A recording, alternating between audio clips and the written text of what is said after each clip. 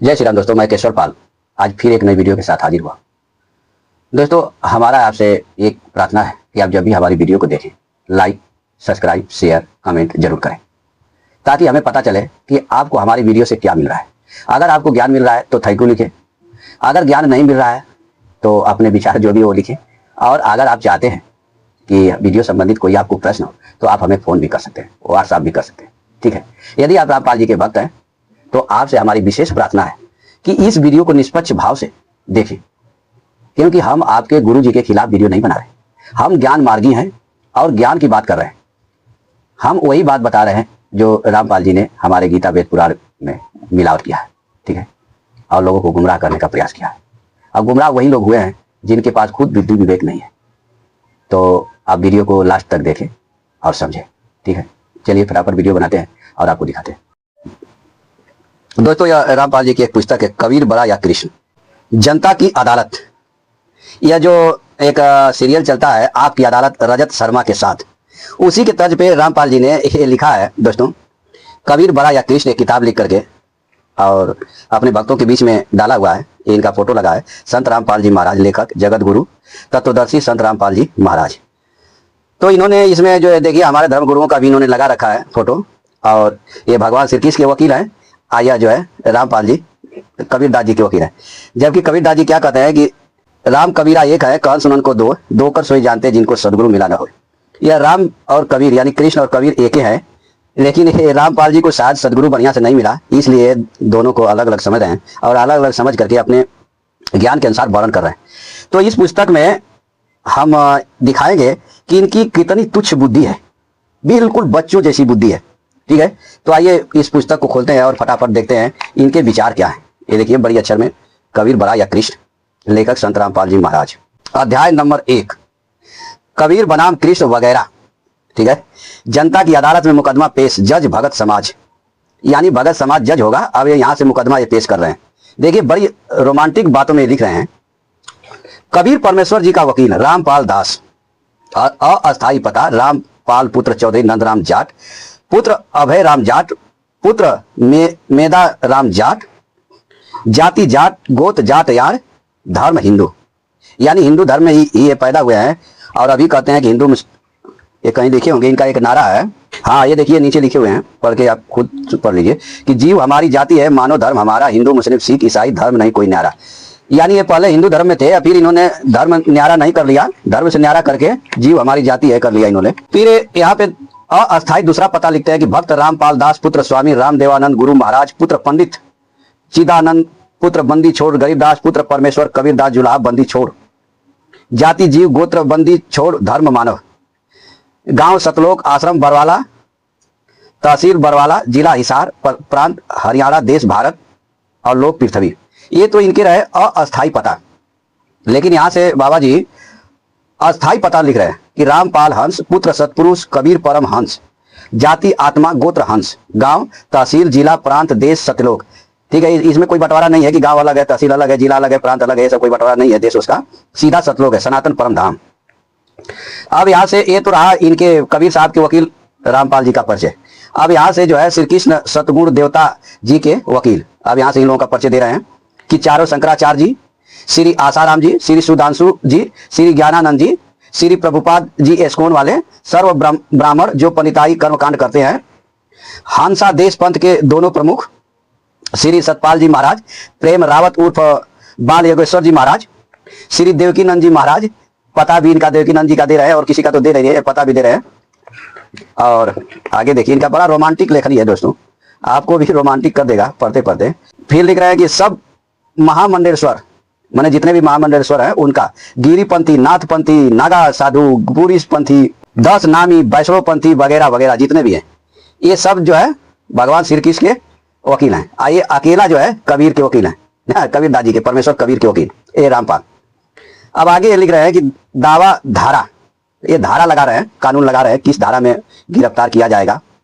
अब इनकी देखिए आपको पढ़ते पढ़ते हंसी भी आएगी और आगे आपको इनका ज्ञान का पता भी चल जाएगा कि श्री कृष्ण उर्फ श्री विष्णु जी को अविनाशी सृष्टि का उत्पत्ति करता बताना, यह कहना है कि श्री ब्रह्मा रजोगुण, श्री विष्णु सतोगुण तथा श्री शिव तमोगुण को अजर अमर बताना, इन्हीं तीनों गुणों यानी तीनों देवताओं की पूजा करने को कहना।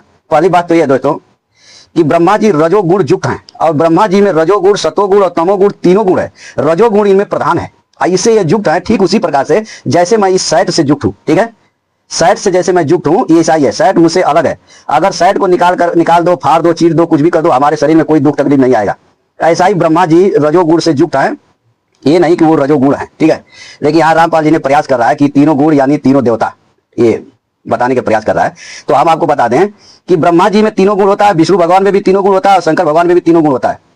विष्णु भगवान में जब तमोगुण अधिक होता है तो ये राक्षसों का संहार करते हैं, और जब इनमें रजोगुण अधिक होता है तो माता लक्ष्मी के साथ विहार करते हैं, और जब सतोगुण अधिक होता है तो ये पालन करते हैं। ठीक उसी प्रकार से भगवान शंकर में भी सतोगुण जब अधिक होता है तो अपने भक्तों को वरदान देते हैं, और जब इनमें रजोगुण अधिक होता है तो माता पार्वती के साथ विहार करते हैं, और जब इनमें तमोगुण ज्यादा होता है तो ये भी संहार करने लगते हैं।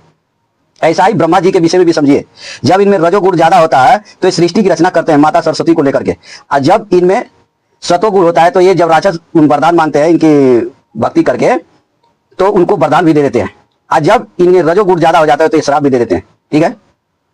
तमोगुण ज्यादा हो जाता है तो यानी ये तीनों देवताओं में तीनों गुण युक्त हैं, ना कि ये तीनों गुण है। लेकिन बाबा जी यहाँ लिखने का प्रयास ये कर रहे हैं कि ये तीनों गुण है, जबकि ये तीनों अजर अमर अविनाशी हैं दोस्तों, ये मरने वाले नहीं है। देवताओं की पूजा इसका हमने वीडियो बनाया है, आगे आपको बना के और भी दे दूंगा, अभी उसका प्रसंग आएगा तो अभी आगे इस पर चलते हैं। लिखते हैं कि पूजा करने को कहना तथा यह कहना है कि इनके कोई माता पिता नहीं है।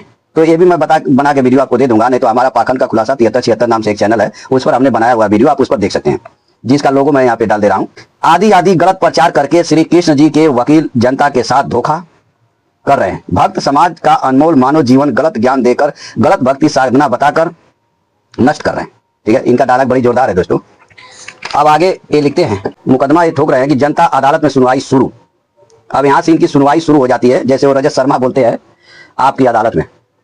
कबीर जी का वकील उपरोक्त वकील साहिबान भक्त समाज को शास्त्रों के विपरीत ज्ञान तथा साधना बता रहे हैं, जिस कारण से भक्तों भगतमतियों का अनमोल मानव जीवन नष्ट कर रहे हैं, जो महा अपराध है। श्री कृष्ण जी के वकील हम शास्त्रों में वर्णित ज्ञान जनता को बताते हैं। ये जो जितना इन्होंने दिखाया इधर एक बार आप देख लीजिए, ये जिन जिन लोगों को यहाँ पे फोटो ये लगा रखे हैं इन लोगों को बता रहे हैं, बार बार उसी चीज को मैं नहीं बता पाऊंगा। ये बता रहे हैं कि श्री कृष्ण जी के वकील ये उन लोगों को कह रहे हैं कि हम शास्त्रों में वर्णित ज्ञान जनता को बताते हैं, शास्त्रों में वर्णित साधना बताते हैं। कबीर वकील का दावा गलत है। श्री कृष्ण उर्फ श्री विष्णु जी सर्वसमर्थ प्रभु हैं। श्री कृष्ण जी ने सुदामा के चावल तंदूर खाकर उसका मकान बनवा दिया था, बहुत सारा धन दिया था, क्या ये समर्थ नहीं है? ठीक है, ये तो रहा श्री कृष्ण जी के वकील का दावा। और यहाँ कबीर जी के वकील का दावा है कि ये लोग गलत साधना दे करके, शास्त्र विरुद्ध साधना दे करके लोगों को महाअपराध करवा रहे हैं। अब यहाँ से कबीर जी के वकील जो रामपाल जी इनका जो है चल रहा है, ये कह रहे हैं कि श्री कृष्ण जी तीन लोक, पृथ्वी लोक, स्वर्ग लोक तथा पताल लोक के प्रभु हैं। दोस्तों लोक तीन होता है, नीचे के लोक को पताल लोक कहते हैं, हम लोग जिस पे रहते हैं मध्य लोक यानी पृथ्वी लोक है, इसके ऊपर स्वर्ग लोक है। लोक तीन ही होता है। इसके बाद चाहे कोई 10 लोग 20 लोग 50 लोग बनाए, 3 लोक ही होता है। एक हमारे नीचे लोक है, एक हमारे ऊपर लोक है। हम मध्य लोक में रहते हैं, पृथ्वी लोक में। यहीं से कर्म करके व्यक्ति नीचे नरकों में चला जाता है और कर्म करके वो ऊपर लोकों तक चला जाता है और निष्काम होकर के मुक्त हो जाता है। गीता में भगवान ने बहुत बार उपदेश दिया। परंतु परमेश्वर कबीर जी असंख्यों लोगों के प्रभु है। वाह भाई वाह, ठीक है। ये श्री कृष्ण से अधिक राहत यहाँ पृथ्वी लोक भी देते हैं। रामपाल जी को भी पृथ्वी लोक देने का प्रयास किए होंगे, तथा अपने भक्त भक्तमती को पूर्ण मोक्ष प्रदान करके शाश्वत स्थान अमर लोक में भेज देते हैं, परम शांति प्रदान करते हैं, जो श्री कृष्ण उर्फ विष्णु जी नहीं कर सकते। दोस्तों जो निराकार परमात्मा होते हैं, वे विष्णु कहीं आपके सामने आ जाए, ब्रह्मा कहीं सब आपके सामने आ जाए, कभी आपके सामने शिव आ जाए तो आप भ्रमित हो जाते हैं। जो निराकार परमात्मा हैं उनकी दो शक्ति है, एक पुरुष एक प्रकृति। जब पुरुष प्रकृति के रजोगुण, प्रकृति के अंदर ही रजोगुण तमोगुण सतोगुण होता है, जब पुरुष प्रकृति के रजोगुण को धारण कर लेता है तो ब्रह्मा बन जाता है, और जब पुरुष सतोगुण को धारण कर लेता है तो विष्णु बनता है, और जब पुरुष तमोगुण को धारण करता है तो शिव बनता है।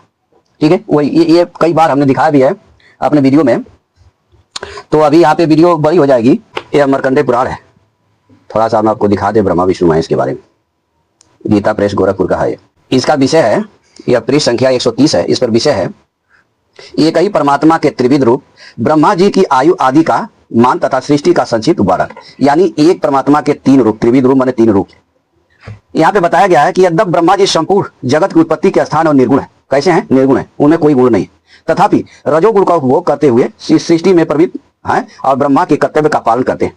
फिर परमेश्वर सतोगुण की उत्कर्ष से युक्त होकर विष्णु का स्वरूप धारण कर धर्मपूर्वक प्रजा का पालन करते हैं। फिर तमोगुण की अधिकता से युक्त होकर रुद्र रूप धारण करके संपूर्ण जगत का संहार करते हैं और निश्चिंत सोते हैं। इस प्रकार सृष्टि, पालन और संहार, इन तीनों कालों में तीन गुणों से युक्त होकर ही वे परमेश्वर वास्तव में निर्गुण है। ठीक है, कैसे निर्गुण है? जैसे खेतिहार पहले बीज बोता है, फिर पौधे की रक्षा करता है और अंत में खेती पक जाने पर उसे काटता है, तथा इन कार्यों के अनुसार बोने वाला, रक्षा करने वाला और काटने वाला, ये तीन नाम धारण करता है। उसी प्रकार एक ही परमेश्वर भिन्न भिन्न कार्यों के अनुसार ब्रह्मा, विष्णु तथा रुद्र नाम धारण करते हैं। ठीक है, ब्रह्मा होकर संसार की सृष्टि करते और रुद्र होकर उसका संहार करते तथा विष्णु रूप से इन दोनों कार्यों से उदासीन रहकर सबका पालन करते हैं। इस तरह स्वयंभू परमात्मा की तीन अवस्थाएं होती है, रजोगुण प्रधान ब्रह्मा, तमोगुण प्रधान रुद्र और सतोगुण प्रधान विश्वपालक विष्णु। यही तीन देवता है और यही तीन गुण है। ठीक है, यानी एक ही जो परमात्मा है वो तीन कार्य करते हैं, सृष्टि रचना के लिए ब्रह्मा, पालन के लिए विष्णु और संहार के लिए रुद्र नाम धारण करते हैं। तो ये बात आपको क्लियर हो गई। अभी और मेरे पास टाइम नहीं है, नहीं तो मैं आपको गीता से हर जगह से दिखा दूंगा कि ब्रह्मा, विष्णु, महेश स्वयं परमात्मा के अवतार हैं, कोई अन्य नहीं है। ठीक है, तो अब इनका यहां से देखते हैं। परम शांति प्रदान करते हैं जो कि श्री कृष्ण उर्फ विष्णु जी नहीं कर सकते। ठीक है, ऐसा मतलब कबीर कर देते हैं। ये लिखते हैं, श्री कृष्ण जी द्वारिका नगरी के राजा थे, सुदामा उनका मित्र था। राजा के लिए यह कोई बड़ा काम नहीं है। परमेश्वर कबीर जी ने तैमूर लंग की एक रोटी खाकर उसे 7 पीढ़ी का राज दे दिया। पेश है कथा तैमूर लंग की। ठीक है, अब दोस्तों देखिए, यहां पे कह रहे हैं कि परमेश्वर कबीर एक रोटी खाया, किसका? तैमूर लंग का, और उसको 7 पीढ़ी तक राज दे दिया। और भगवान श्री कृष्ण को कह रहे हैं कि वो राजा थे तो उनके लिए कुछ भी करना आसान नहीं है। और ये ऊपर कह रहे हैं कि श्री कृष्ण जी 3 लोक, पृथ्वी लोक, स्वर्ग लोक तथा पाताल लोक के प्रभु हैं, ये भी राहत दे सकते हैं। परंतु परमेश्वर कबीर जी असंख्यों लोगों के प्रभु हैं, अधिक राहत या पृथ्वी लोक भी दे देते हैं। ठीक है, तो यहाँ पे तो आप जैसे जिस बात कर रहे हो कि नहीं भगवान श्री कृष्ण राजा थे तो उनके लिए सुदामा का महल बनवाना कौन सी बड़ी बात थी, तो भाई यहाँ तो कबीर जब पूरा परमेश्वर है, उनके असंख्य ब्रह्मांड है, तो वो जो है तैमूर लंग को 7 पीढ़ी का राज दे दिया, तो कौन सा बहुत ये कर दिया। लेकिन वो भी नहीं दोस्तों। आप देखिए, जब भगवान श्री कृष्ण सुदामा का महल बनवा देते हैं तो सुदामा अपने महल में जाते हैं, रहते हैं, और वह भगवान से प्रार्थना यहाँ तक की है कि मेरी ही महल नहीं, सारे गांव की महल बन जानी चाहिए। तो पूरे गांव की महल बन जाती है। और सुदामा जी किसी का अनादर नहीं करते हैं, किसी का अहित नहीं करते हैं, किसी के साथ मार काट पीट ये सब नहीं करते हैं। ठीक है, लेकिन अभी जो ये रामपाल जी जिस कबीर परमेश्वर का नाम ले रहे हैं और कह रहे हैं कि एक रोटी के बदले 7 पीढ़ी का राज दे दिया, आपको इस तैमूर लंग की 7 पीढ़ी को पढ़ करके, जान करके बड़ी हैरानी होगी। अब मैं कथा पूरा पढ़ने लगूंगा तो बहुत टाइम चला जाएगा दोस्तों। मैं 7 पीढ़ी को ही दिखा देता हूं कि वो 7 पीढ़ी कौन सा था। आप विचार करिएगा कि वो 7 पीढ़ी मानव समाज के लिए क्या किया, हम हिंदुओं के साथ उन 7 पीढ़ियों ने क्या किया। यहां से देखिए, तैमूर लंग की मृत्यु के पश्चात दिल्ली के वायसराय ने कर देना बंद कर दिया, स्वयं स्वतंत्र शासक बन गए। उससे बहलोल लोदी ने दिल्ली की गद्दी छीन ली। बाबर तैमूर लंग का तीसरा पोता था। उस समय दिल्ली का राजा इब्राहिम लोदी था, जो सिकंदर लोदी का पुत्र तथा बहलोल लोदी का पोता था। दोस्तों, तैमूर लंग जान लेना चाहिए आपको कि यह भारत का रहने वाला नहीं था, यह विदेशी आक्रमणकारी था, भारत को लूटने आया था। इसने कई बार जो है सोमनाथ के मंदिर में भी हमलावर किया है। यह एक लुटेरा था, मुसलमान था। इसने हिंदुओं के साथ मार काट की पूरे जीवन भर। और ये लिख रहे हैं कि बाबर तैमूर लंग का तीसरा पोता था। उस समय दिल्ली का राजा इब्राहिम लोदी था, जो सिकंदर लोदी का पुत्र तथा बहलोल लोदी का पोता था। बाबर ने बार बार युद्ध करके इब्राहिम लोदी को पानीपत की प्रथम लड़ाई हराकर 21 अप्रैल सन 1526 में भारत का राज्य प्राप्त कर लिया। बाबर का पुत्र हुमायूं था, हुमायूं का अकबर, अकबर का जहांगीर, जहांगीर का शाहजहां, शाहजहां का पुत्र औरंगजेब हुआ।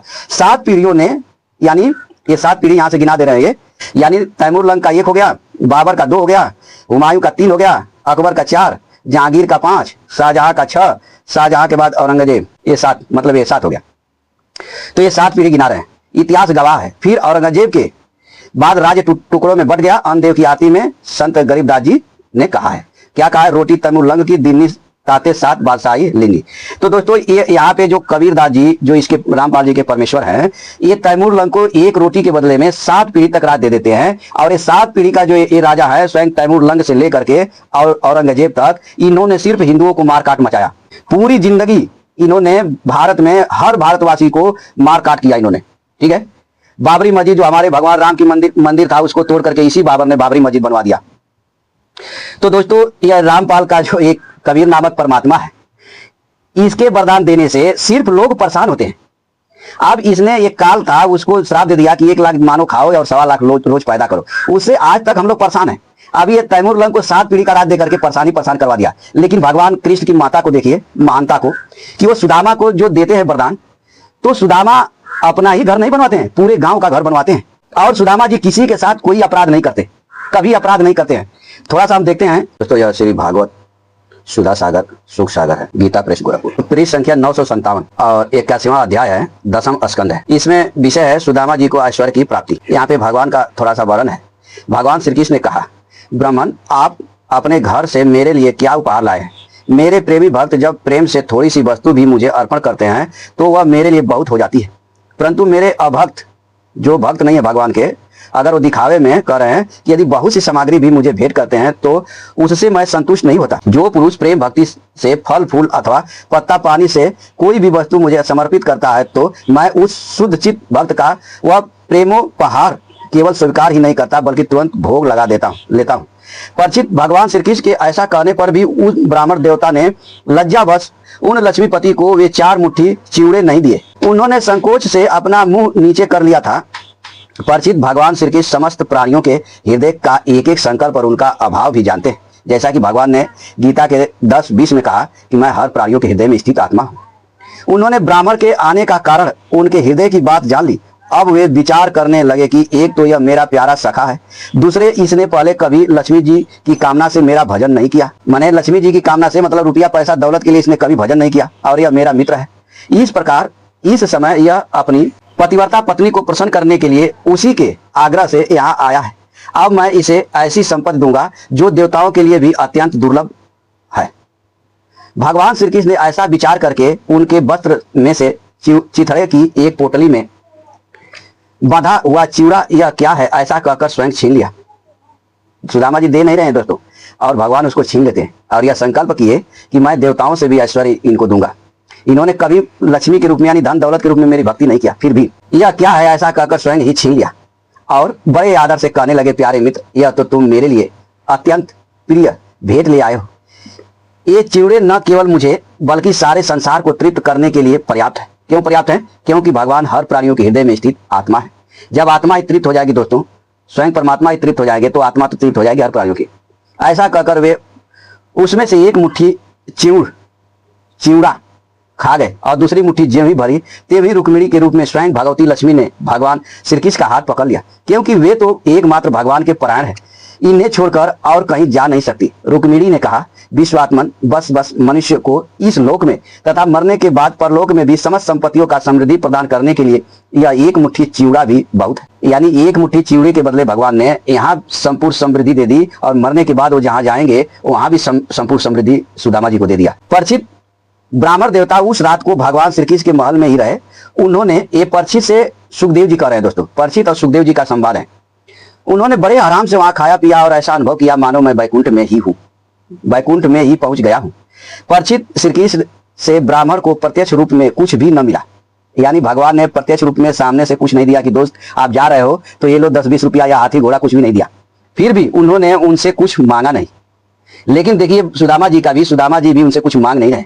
वे अपने चित्त की करतूत पर कुछ लज्जित से होकर भगवान श्री कृष्ण के दर्शन जनित आनंद में डूबते उतराते अपने घर की ओर चल पड़े। पृष्ठ संख्या 958। वे मन ही मन सोचने लगे, आओ कितने आनंद और आश्चर्य की बात है। ब्राह्मणों को अपना इष्ट देव मानने वाले भगवान श्री कृष्ण की ब्राह्मण भक्ति आज मैंने अपनी आंखों देख लिए। धन्य है जिनके वस्त्र स्थल पर स्वयं लक्ष्मी जी सदा विराजमान रहती है। उन्होंने मुझे अत्यंत दरिद्र को अपने हृदय से लगा लिया। कहाँ तो मैं अत्यंत पापी और दरिद्र और कहाँ लक्ष्मी के एकमात्र आश्रय भगवान श्री कृष्ण, परंतु उन्होंने यह ब्राह्मण है ऐसा समझकर मुझे अपनी भुजाओं में भरकर हृदय से लगा लिया। इतना ही नहीं, उन्होंने मुझे उस पलंग पर सुलाया जिस पर उनकी प्राण प्रिया रुक्मिणी जी शयन करती है, मानो मैं उनका सगा भाई हूँ। कहाँ तक कहूँ, मैं थका हुआ था, इसलिए स्वयं उनकी पटरानी रुक्मिणी जी ने अपने हाथों चवर डुलाकर मेरी सेवा की। यानी पंखा कौन डुला रही थी? माता रुक्मिणी जी। तो ये दोस्तों सुदामा जी वर्णन कर रहे हैं भगवान का कि भगवान कितने महान है कि मुझ जैसे दरिद्र को भी गले से लगा लिया। और देवताओं के आराध्य देव होकर भी ब्राह्मणों को अपना इष्ट देव मानने वाले प्रभु ने पांव दबाकर अपने हाथों खिला पिलाकर मेरी अत्यंत सेवा शुश्रूषा की और देवताओं के समान मेरी पूजा की। स्वर्ग मोक्ष पृथ्वी और रसातल की संपत्ति तथा समस्त योग सिद्धियों की प्राप्ति का मूल उनके चरणों की पूजा है। यानी भगवान स्वर्ग मोक्ष मोक्ष भी भगवान दे सकते हैं दोस्तों, पृथ्वी क्या क्या है सब कुछ भगवान के अंदर में।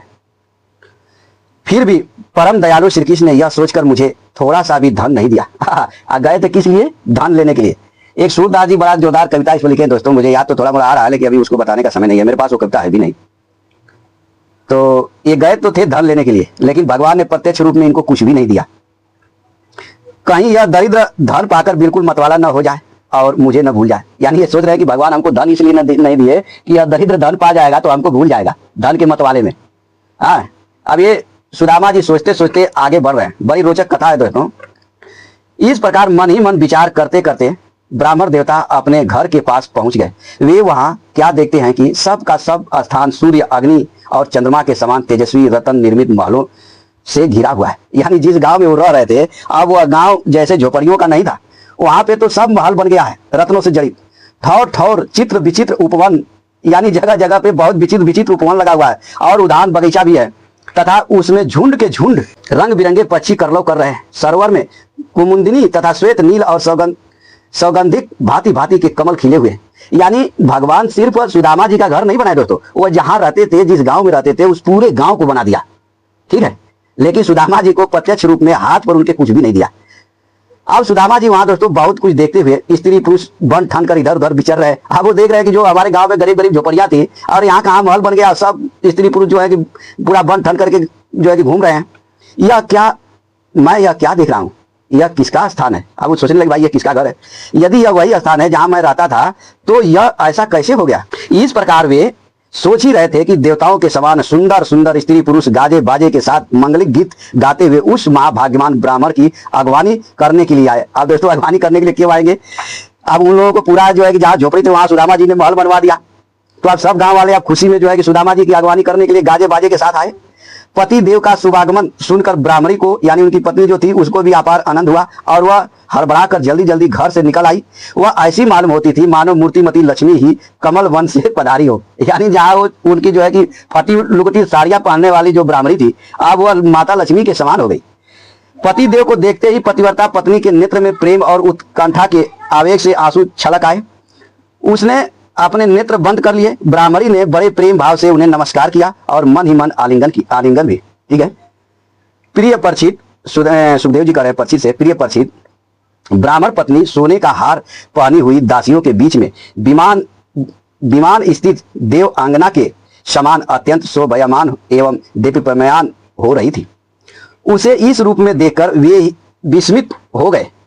उन्होंने अपनी पत्नी के साथ बड़े प्रेम से अपने महल में प्रवेश किया। उनका महल क्या था? मानो देवराज इंद्र का निवास स्थान। इसमें मड़ियों के सैकड़ों खंभे गड़े थे। हाथी के दांत के बने हुए और सोने के पात से मरे हुए पलंगों पर दूध के फेन की तरह श्वेत और कोमल बिछौने बिछ रहे थे। बहुत से चवर वहां रखे हुए थे जिनमें सोने की डांडियां लगी हुई थी। सोने की सिंहासन शोभायमान हो रहे थे।